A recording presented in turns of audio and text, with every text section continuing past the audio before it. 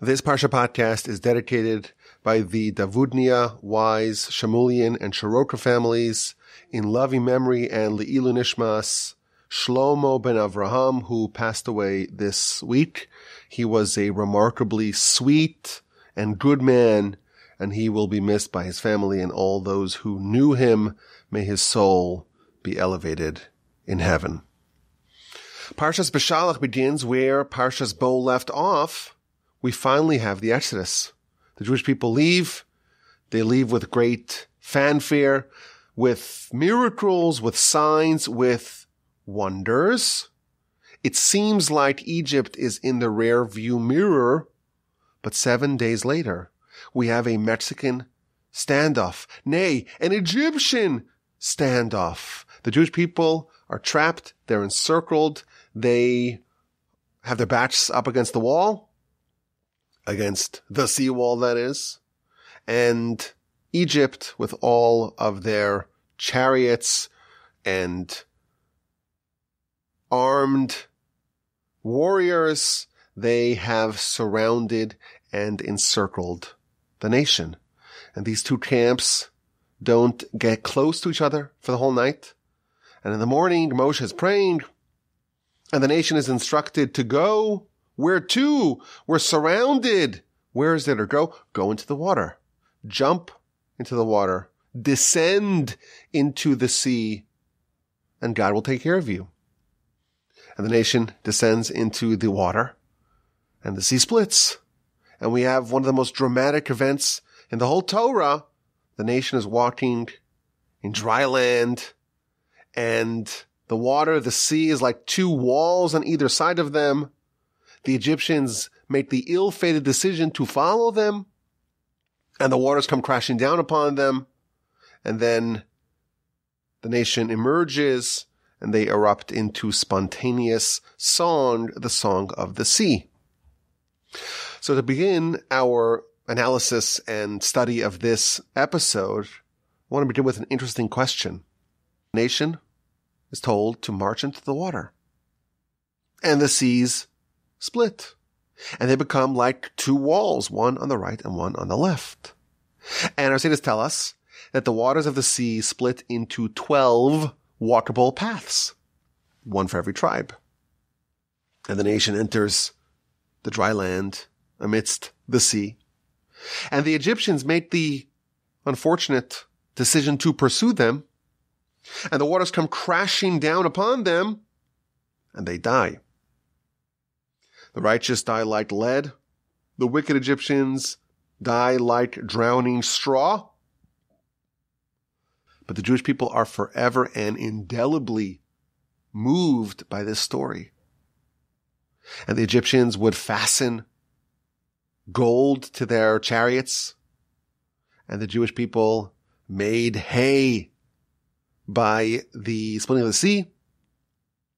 They erupt into spontaneous song, thanking the Almighty for his tremendous miracle.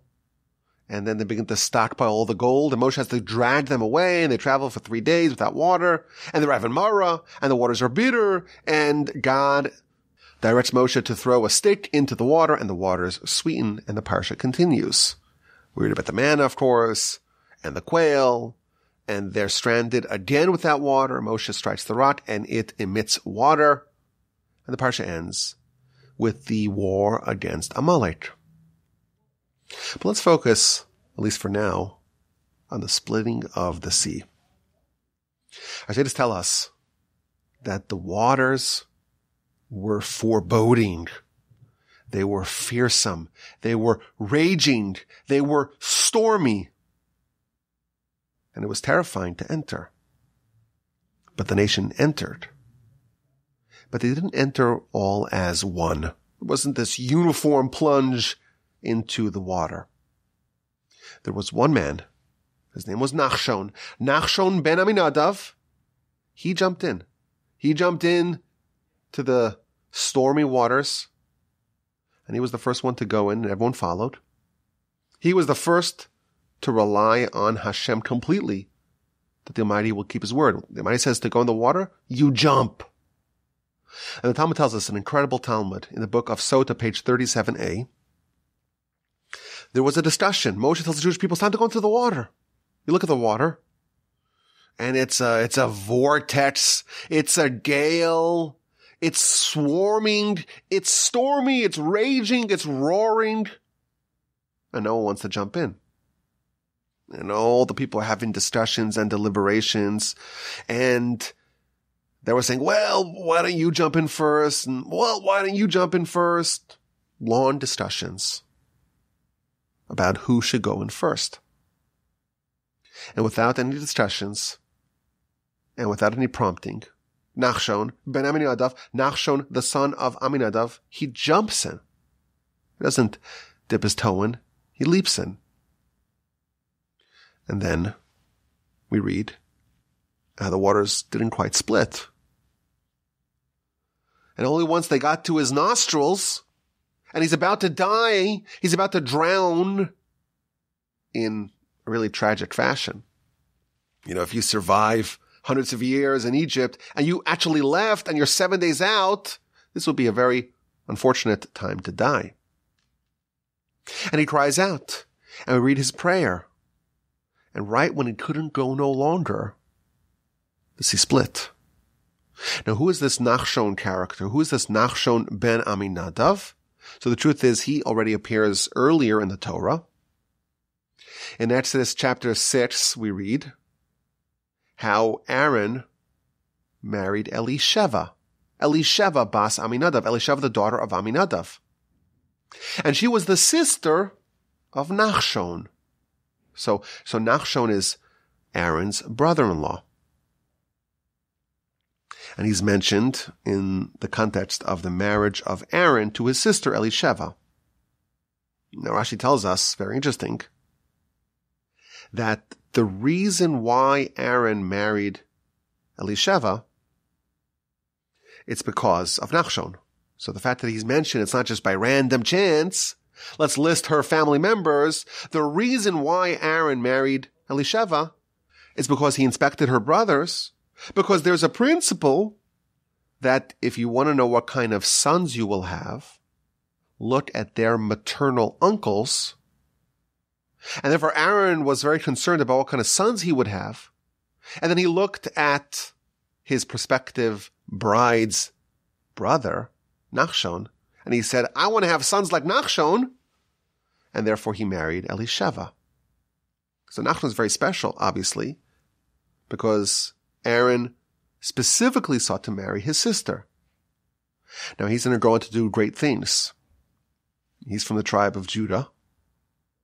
And he was appointed the prince of his tribe. And about a year after the Exodus, the tabernacle is built and it is inaugurated. And for 12 days after the inauguration, on each successive day, the princes of the tribes of Israel brought very elaborate offerings for the inauguration celebrations. And who goes first? Which tribe goes first? First goes Nachshon Ben Aminadav, Nachshon, the son of Aminadav, the prince of the tribe of Judah. The Midrash notes that Nachshon bore some very illustrious descendants. Numbered amongst his descendants are David, and Messiah, and Daniel, and Hananiah, Mishael, and Azariah. Some of the great heroes of our history are descendants of Nachshon. And the first thing we know about him, not just in the context of Aaron marrying his sister, the first episode that we discover about him is this. The nation is surrounded, and Moshe's praying. And God tells Moshe, why are you praying? Don't scream out to me now. Now's not the time to scream. Now is not the time to pray a very long prayer. Speak to the nation and let them travel. Where to? Into the water. And Moshe conveys the message.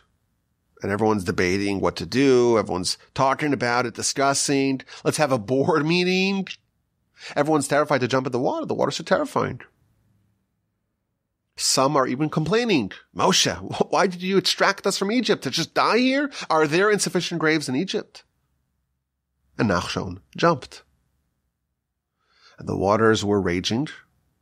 And it looked suicidal. But he jumped in.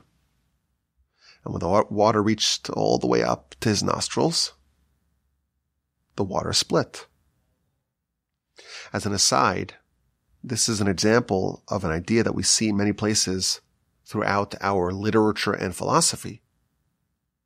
That for miracles to happen and for divine aid to be unlocked, a person has to go all the way to the very end of their own ability. Of course, miracles are contingent upon self-sacrifice.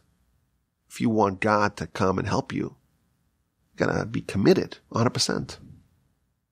But beyond that, you have to actually do whatever you can do to advance that agenda. God does not make miracles for those who sit on their couch and twiddle their thumbs. You have to go to the absolute limits of what you can do, and then it unlocks the miracles. Once the water is by the nose, by the nostrils, and the waters have come all the way to the soul and you're about to die, then God splits the sea. And my grandfather wrote an essay about this, and he brings a bunch of examples. When Jacob was working for Laban, the verse says that he worked with all of his strength, and that is what unlocked the divine aid. And Jacob in his encounter with Esav, and Joseph in his test with his master's wife, etc. There are many examples of this idea that if you want divine aid, you have to first do everything that is possible for you to do. The Talmud tells us that there are 4 things that need to be always strengthened, always need constant reinforcement. And they are Torah, Uma'asim Tovim, and good deeds, Tefillah, prayer, V'derech Eretz. These 4 things, the Talmud tells us, the book of Brachos on page 32b. These 4 things always need to be strengthened. What does that mean, says Rashi? A person has to always strengthen himself in these matters, bechol kocho, with all of his strength. And the 4th and final item in this list is derech eretz. Derech eretz is an ambiguous term that can mean a lot of different things in Jewish literature. Rashi interprets derech eretz in this context to mean your occupation, the way of the land, what you do. If you are a craftsman, you have to always be strengthened, always do 100%. If you are a merchant, you have to go 100% in your business. If you are a warrior, 100% in your war.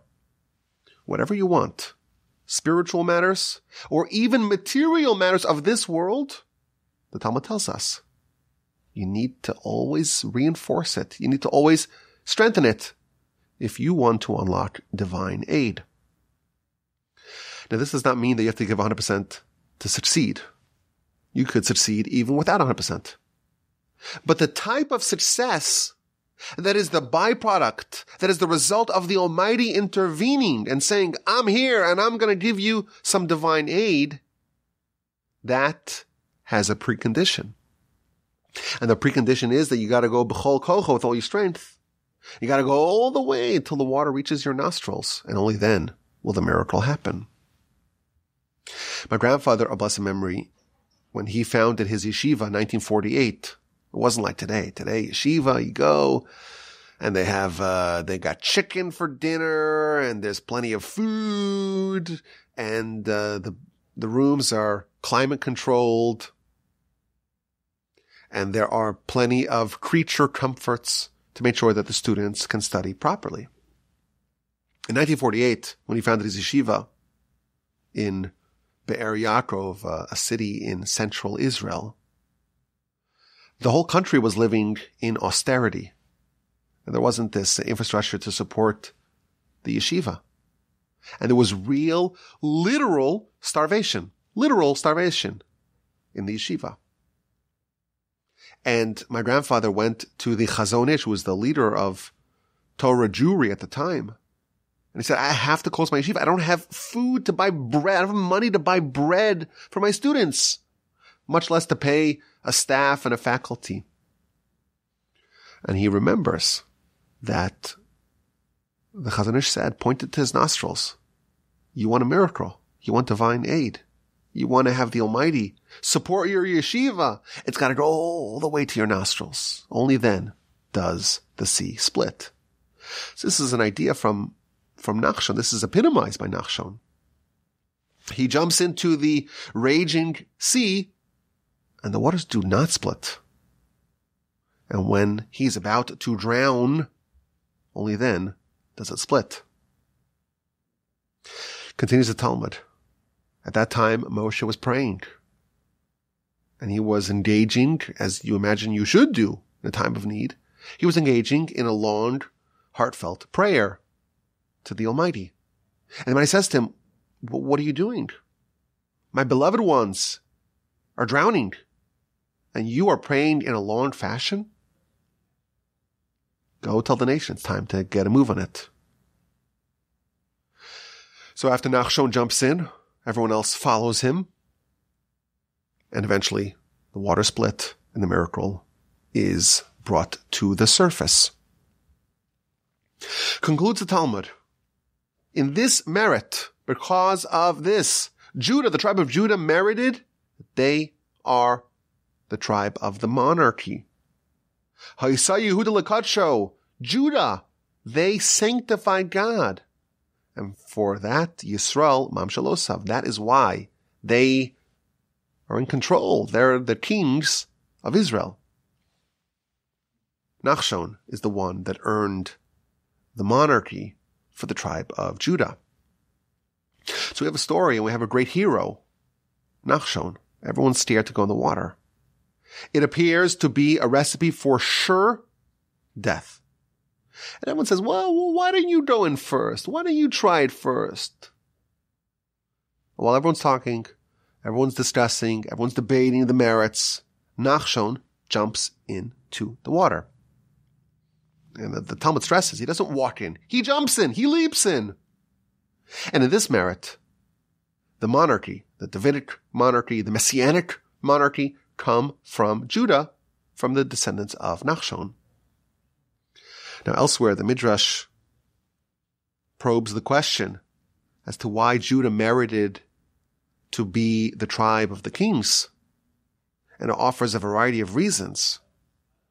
Why did Judah merit to be the king?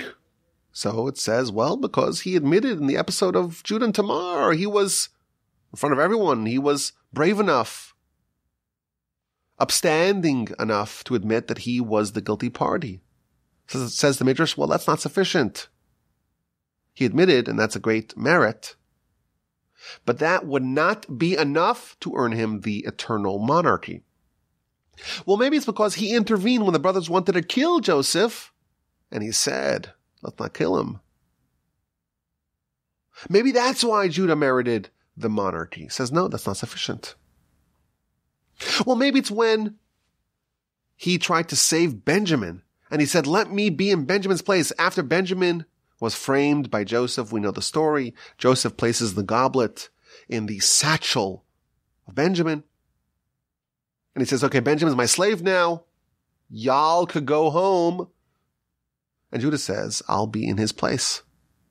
Well, maybe that's the reason why. No, that's not the reason why. So what is the reason why, says the Midrash? The same as the Talmud. Because Judah and the star, the standout of the tribe of Judah, Nachshon, jumped in before anyone else. This is why monarchy comes from Judah. Now, even once Nachshon is appointed as a prince, he is lauded above all the other princes. And the commentaries note that in the beginning of the book of Numbers, when we have the inauguration of the Mishkan, of the tabernacle, and we have the delineation of the 12 princes, and we have the description of the 12 tributes that they brought on 12 successive days. There are some differences between how Nachshon is presented and how all the others are. With regards to all the others, the name of their tribe precedes their name. But by Judah, the name of the prince, i.e. Nachshon, precedes the name of the tribe. And the reason why, our sages tell us, is because he was a king. And therefore his stature exceeds that of his tribe's stature. Moreover, it doesn't call him a prince. Says the Avraham, why does he not receive that same title as a prince? It's because the other princes, the reason why they were offering this tribute to mark the inauguration of the tabernacle, it's only because they were a prince. It's because of the power and the standing of the office. But Nachshon was so great, even if he did not have the full power and prestige of the office, he was worthy of offering a tribute.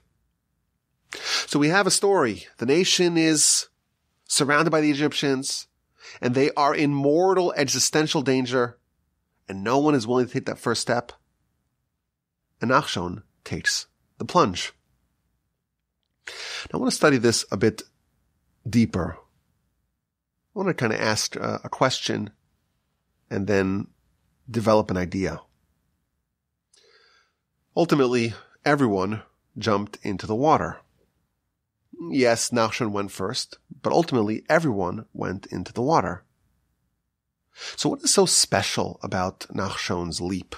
He went in, but ultimately, he went in a few seconds, a few minutes before everyone else, but everyone else ultimately came around to do that. Yet we laud Nachshon, he's so great. This is the reason why Judah becomes the tribe of the monarchy. Why is this first mover advantage so noteworthy? Moreover, there must be something about this story that is associated with the monarchy. Why specifically did this deed render Nachshon and really his descendants worthy of becoming the kings? If you think about it, there are a lot of things that people do, or people did in the Torah, that no one else was brave enough to do. You imagine Moshe would be a great candidate to be the forebearer of the monarchy. How many things did Moshe do that no one else was willing to do?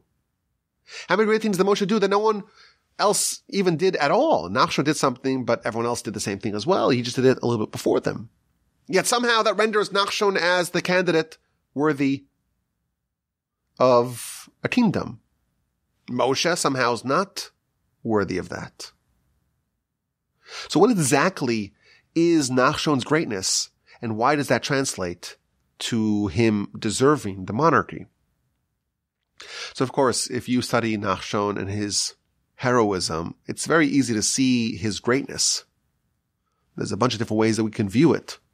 Nachshon has bitachon, reliance on God. God says to go, I go, but I'll die. No, you won't die. Nachshon has emunah, has faith. God says something. Don't ask questions. Don't even think about it. Wholehearted faith in God to fulfill the word of God. And maybe that's the standout quality of Nachshon. Nachshon did something that he thought he would die for. So there's an element of self-sacrifice and martyrdom. You could talk about the fact that Nachshon was brave and brazen to go first. The Midrash says that he sanctified God's name. Why, says the Midrash, did Nachshon go first in the offering of the tributes of the princes? So the Midrash tells us that Moshe was instructed that in every day, for 12 successive days, the princes of the 12 tribes should bring a tribute. But God did not tell Moshe what the order would be. Who goes first? And everyone, when that question was posed, they all looked at Nachshon. He has to go first. He sanctified God's name at the sea. He's the one who is worthy of ushering down the Shekhinah from heaven on high. What is implied from this midrash is that there's a qualitative difference between what Nachshon did as the first prince of his tribe on day one. There's a big difference between that and what all the other tribes did. He brought the Shekhinah down. He did the 0 to 1 transformation. And going from 1 to 2, it's a different class of transformation. And why, says the Midrash? Because he sanctified God's name. So there are a lot of different angles to present Nachshon's greatness and why he's special. The Talmud, of course, says, well, there was discussions.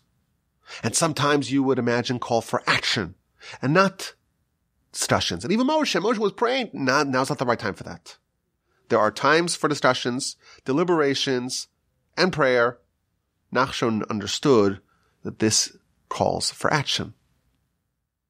I want to suggest maybe a new angle to understand, to frame Nachshon's greatness, and to understand specifically why this translates to him being deserving of the monarchy. Now, this idea is not incompatible with the other ideas, but maybe it's a new framing of Nachshon.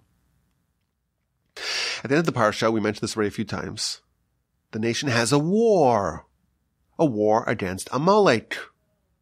Amalek, of course, the individual, the first person with that name, that notorious name. Amalek was the grandson of Esav. Esav has a son, Eliphaz. Eliphaz marries a woman, she's really his concubine, Timnah, and they bear a son named Amalek. By this time, Amalek is already a nation. And they launch an unprovoked attack against the Jewish people. And Moshe goes on top of the mountain, and he has Aaron on one side and Hur on the other side. He sits on a stone, he raises his hands, and Joshua is nominated to lead the Jewish people in battle below. And when Moshe raises up his hands, the Jewish people win. And when his hands grow weary, they lose, or they are weakened. But between the Exodus, the nation hasn't even arrived at Sinai. There's only one nation that is brazen enough to challenge the Jewish people. And they epitomize the opposite of our nation. And the Parsha ends by telling us that the throne of God is incomplete until the influence of Amalek has been completely eradicated. And we are commanded, the verse tells us in Devarim, chapter 25, we're commanded to never forget what Amalek did to us. But there's a very interesting way that this is described, what Amalek actually did. The verse tells us in chapter 25 of Devarim, when it recounts what Amalek did, it says, Asher karcha baderech. Karcha. What does the word karcha mean? So Rashi offers a variety of interpretations. And Rashi says, one of the interpretations is that the word karcha comes from the word, not mikra, not carry, but kor, which means cold, as in the context of cold and hot. Amalek rendered you cold. Amalek chilled the Jewish people. Amalek tempered the heat of the nation. After the Exodus, every other nation, Rashi tells us, was terrified of the Jewish people. Even if you read in the song At the Sea, it references how everyone was trembling before the Jewish people.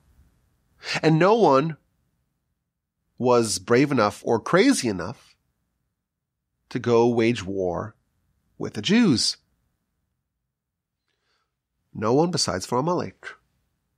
Amalek, they showed how to attack the nation. And they showed others that it's possible to do it. And Rashi offers a parable, an analogy. There was a piping, boiling bath. And no creature can enter that fiery bath without being burned. And one crazy person said, I'm going to jump into the water. Even though he got burned, he rendered the bathwater cold. He got burned. But now everyone's like, well, maybe the water's not as hot as it used to be. He chilled it. And they too can enter the water. It kind of struck me. We have in the beginning of the Parsha, we have Nachshon, and he does something similar to what Amalek does in the end of the Parsha. Amalek, they did what no one else was willing to do. No one wanted to jump into the boiling, piping, steaming bath. It was suicidal. Nachshon, in the beginning of the Parsha, he did what no one else wanted to do. No one wanted to jump into the roaring, raging sea. It was suicidal. And Amalek jumped in, and they cooled the waters. They changed the perception of the waters. It was just too fearsome. It was too terrifying. It was too formidable. It was too dangerous. It was too hot. It was suicidal to enter. That's what everyone felt with regards to the Jewish people after the Exodus. And then Amalek, this crazy person, they jump in and they cool down the water. And they alter the perception of the water and thereby fundamentally change how other people view it. What Amalek did in opposition to the will of God, Nachshon did in support of the will of God. God said, go into the water. God said, jump. You look at the water. It's raging. It's powerful. It's going to completely suck you in to its vortex. It was patently absurd, at least the way it appeared, to jump in the water. It was suicidal. And everyone was scared. The bath, so to speak, the sea appeared like a furnace. And like Amalek did on the negative side, Nachshon cooled the bath water. He gave others the boost that they needed to see that it can be done. He fundamentally altered the perception about that bath. He showed them you could go in and you can rely on God. The only difference between the bravery of Nachshon versus the bravery of Amalek is that Nachshon wasn't damaged. He wasn't injured. He wasn't scalded by the water. It looked the same, but one had the protection of God, and one was in violation of the will of God. So Amalek, in fact, did get burned, but Nachshon was unscathed. But what they both had to do was the same. Just like Amalek, they cooled the water and they rendered it comfortable for others to go in. Nachshon did the same. And the fact that others went in, if you think about it, that is precisely what makes Nachshon's bravery and his faith and his gumption so laudable. Nachshon's greatness is that he demonstrated for others not something that they cannot do, but he showed them something that they are in fact capable of. Perhaps we can say that this is the definition of a king. A king is not just about personal greatness and bravery and doing things that no one else can do. It's not just doing things that people are not capable of doing. It's really the opposite. The true leader, the true king, is someone that shows others what they are in fact capable of. A king reveals to others what they were always capable of, but were terrified to do because the waters are too fearsome. The waves are too high. It's too stormy. The bath is too piping hot. Moshe, if you think about it, he's not really a king. What Moshe does, no one else can do. No one can really emulate Moshe. There's no prophet, we're told, like Moshe. Even Messiah. He's going to be a prophet, but one notch lower than Moshe. Moshe, everything that he does is just totally fanciful for us to even dream about doing it ourselves. Moshe goes up to heaven and negotiates with the angels, and he's coaxing rocks to emit water, and he's orchestrating the miraculous plagues, the splitting of the sea. Moshe is doing things that we cannot even dream of doing. And this is certainly not expected of the rank and file Jew. But what Nachshon did, that, even though we don't know it, that is something that we are capable of. It's just too terrifying. Jumping into the terrifying waters, having complete faith in God, overcoming our fears of doing something that appears to be suicidal, that is expected of the rank and file. Of course, we cannot call any Jew rank and file. We are all princes and princesses, but the ordinary Jew, well, of course, no Jew is ordinary. But the regular, extraordinary, princely Jew, they are expected to do what Nachshon did. But Nachshon showed us what we're capable of. Nachshon cooled the waters. He gave the waters a chilling effect. He helped us mentally reframe the perception of how challenging it actually is. And for that reason, he was coronated as a king, not himself, but his future descendants. The Talmud of the book of Sanhedrin, page 20b, tells us that there are certain rights that are afforded to a melech, to a king. And one of them is that they're able to breach through a barrier, through a fence, through a wall, to make a path. And no one can stop them from doing that. And the path of a king has no limits. It doesn't have to be, just 5 meters wide. It could be as wide as they want it to be. Interesting that this is one of the descriptions that we have of a king. Maybe we can suggest is that this is the definition of what a king is. They are there to breach what appears to be an impregnable wall. They're there to break things down, break down and shatter the illusions of impossibility. That is the attribute of a king. Everyone else sees a wall. Everyone else sees a raging sea. Everyone else sees a bath that's just way, way, way too hot. What does the king do? They break down the wall. They breach the barricades. They don't see any problems. They take initiative like Nachshon. And they shatter those walls of resistance and they forge ahead. And the path that they make is not limited. The path that they blaze has to be wide enough for the entire nation to follow them. The nation was faced with a brick wall. They were surrounded. They were encircled. They were totally boxed in. And Nachshon breached the wall. Nachshon broke down the barricades. He shattered the barriers. He jumped in the water. And once he broke in, the path, the breach that he left behind him was wide enough that the entire nation could follow. He fundamentally changed the perception, and everyone else realized that this is, in fact, doable. Amalek is exactly like this, just in the opposite direction.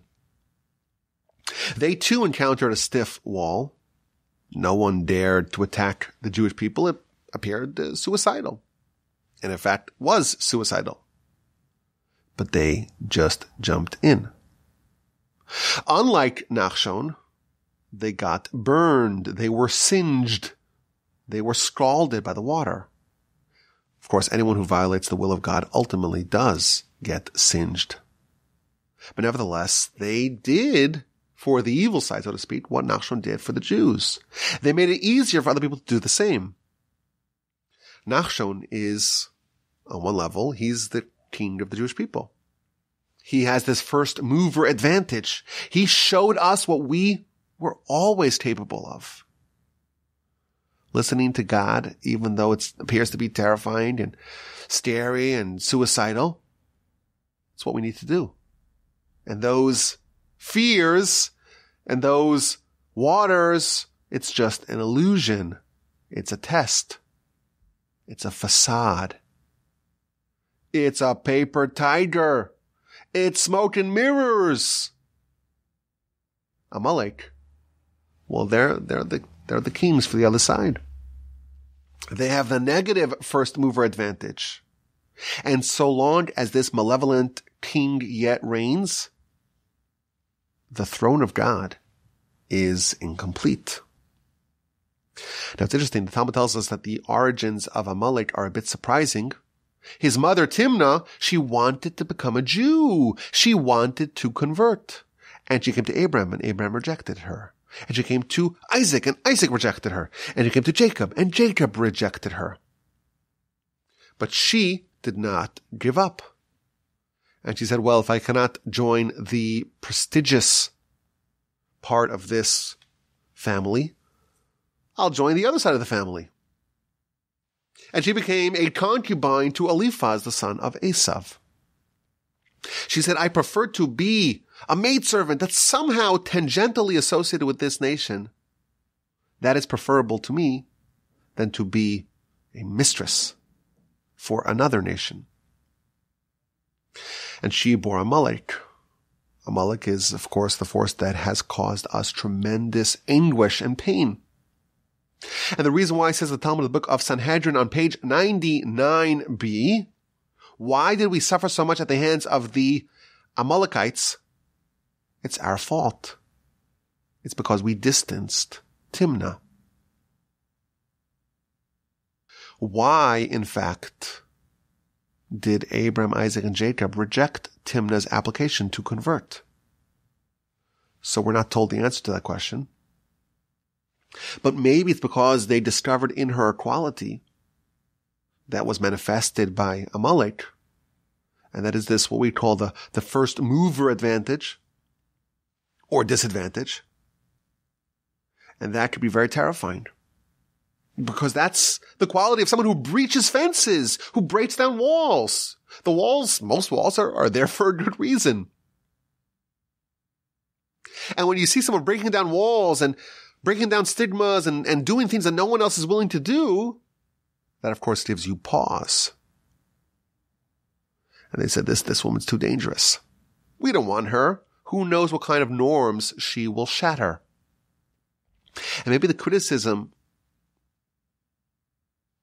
or the suffering, so to speak, that we had to endure because of this decision was because the forefathers, maybe they failed to realize that this quality can be repurposed for good. The Talmud tells us that Haman, of course, Haman is an Agagite, but he comes from Agag, who was the king of Amalek. So Haman is from the nation of Amalek. And his descendants were told they studied Torah in the city of Bnei Brak. They reached the pinnacle of Jewish scholarship. They converted and became Jews, not just ordinary Jews. They became absolute standouts. What does this mean? It means that there is the ability, so to speak, in Amalek for it to be turned into something not just okay and tolerable, but into something that's so wonderful and so splendid and so fantastic and so exceptionally extraordinary.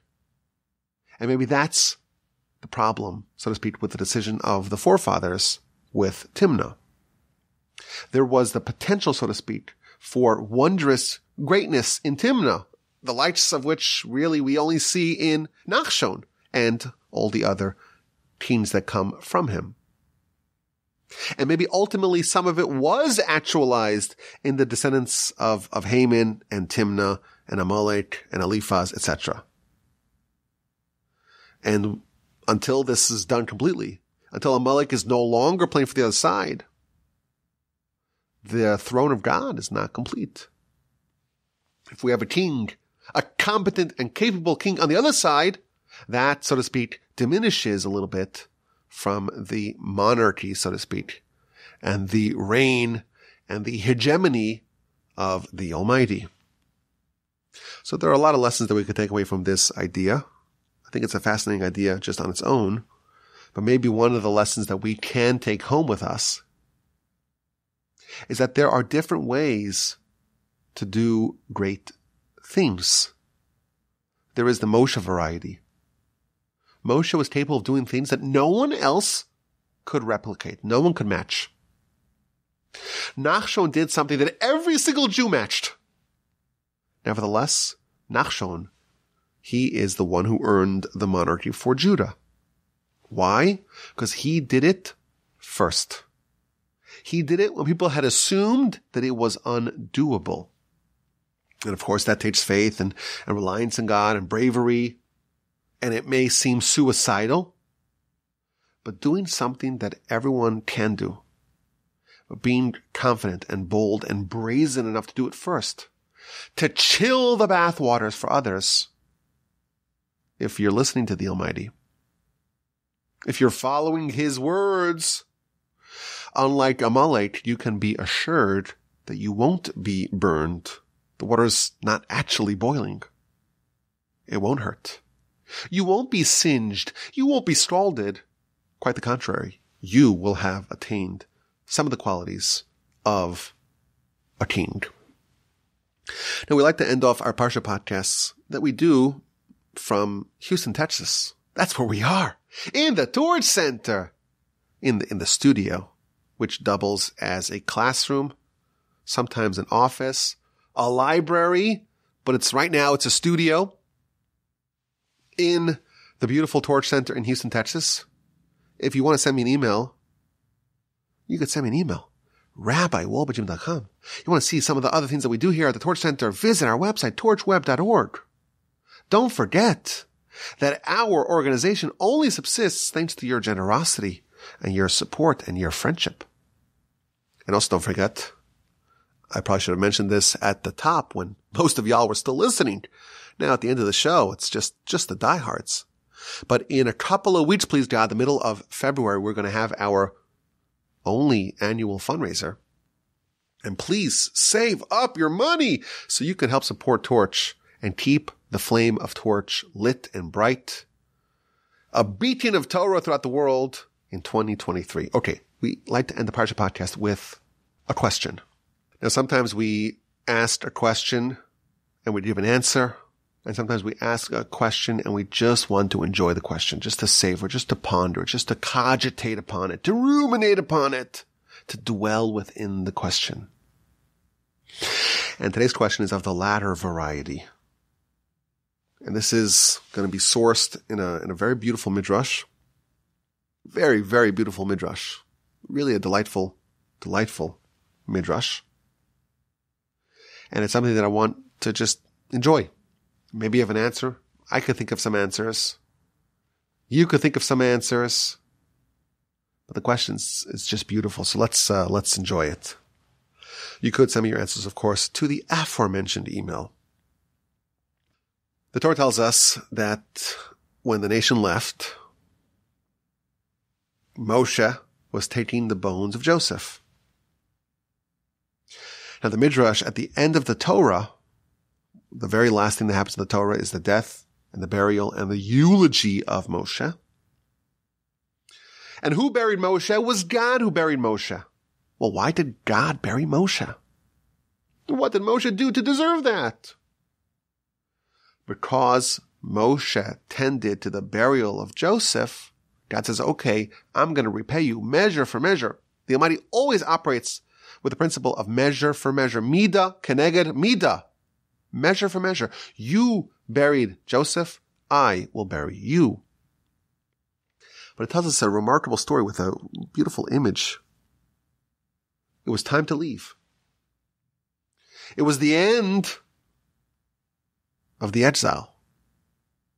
And Moshe was looking for the bones of Joseph. And he spent 3 days and 3 nights scouring the city, looking up and down and everywhere in between to find where Joseph was interred. Where is this box, this coffin of Joseph that we read at the end of the book of Genesis? The very last words of Genesis. He was placed in a box, in a coffin. Where? He didn't know. And Moshe was just frantically searching throughout the city to find the location of the bones of Joseph. And after he worked for a very long time, he met Serach, the daughter of Asher. And she sees Moshe and he's sweating and he's tired. And she says to him, Moshe, what do you need? Why are you working so hard? So he responded, well, for 3 days and 3 nights, I've been looking throughout the whole city to find the bones of Joseph and I have no idea where it is. And she says, well, I know where it is. And she takes him to a stream. And she says, in this place, I remember. Sarah was very old. She just tells us she was alive at the time. And she says, I remember what happened. They made a coffin and they made it weighted. They added weights to it. And the necromancers and the sorcerers of Pharaoh, they came over here and they spoke to Pharaoh. And they said, you want to keep this nation here forever? You want to forever enslave this Jewish people? If you manage to hide the bones of Joseph, you hide the bones of Joseph and no one could find it. If the Jewish people cannot find the bones of Joseph, they are incapable of leaving. So Moshe went to the spot that Sarah told him. And he started praying. And he tells Joseph, well, you said, Pakod Yufkod, God will redeem you. Give some honor to Israel. Don't delay the redemption. Request mercy from the Almighty and bubble to the surface. And lo and behold, the coffin, the weighted coffin of Joseph, began to float. And Moshe put the coffin on his shoulders. And he started dragging it. And the whole nation was dragging. Everyone was laden with things. But the nation, they were carrying all the gold and all the silver that they had plundered from Egypt. And Moshe was carrying something equally as heavy, but it was the bones of Joseph. And God says, well, you tended to Joseph, you buried Joseph, I will bury you. So I love this midrash for a few reasons. First of all, the nice history filling us in the story of how Moshe found the bones of Joseph.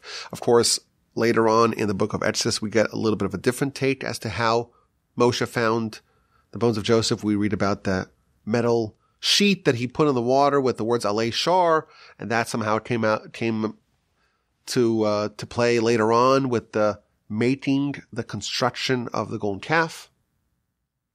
But I love this image of everyone schlepping something, everyone dragging something really heavy, and the nation's carrying all the gold and all the silver, and Moshe is carrying the bones of Joseph.